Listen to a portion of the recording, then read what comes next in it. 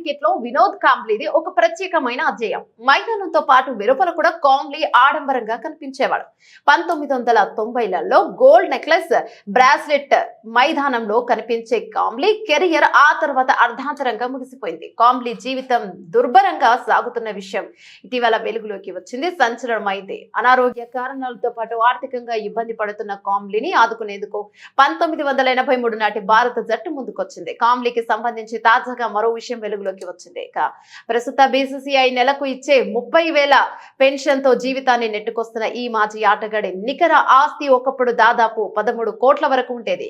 2 ఏళ్ల క్రితం ఓ ఇంటర్వ్యూలో కాంబ్లీ మాట్లాడుతూ తాను బతికేందుకు అసైన్మెంట్ కావాలని చెప్పుకొచ్చాడు. యువ ఆటగాళ్లతో కలిసి పనిచేసే సత్తా తనకుందన్నాడు. ముంబై జట్టుకు ప్రస్తుతం అమోల్ ముంజుందార్ హెడ్ కోచ్ గా ఉన్నాడని, తనకు కూడా అతడితో కలిసి పనిచేసే అవకాశం ఇస్తే బాగుంటుందని, ఎక్కడైనా సరే పని చేసేందుకు సిద్ధంగా ఉన్నానని చెప్పాడు. 2022లో ఈ ఇంటర్వ్యూ వైరల్ అయిన తర్వాత మహారాష్ట్రకు చెందిన వ్యాపారవేత్త సందీప్ తోరట్ కాంబ్లీకి నెలకు 1,00,000 వేతనంతో ఉద్యోగం ఇచ్చేందుకు ముందుకొచ్చారు.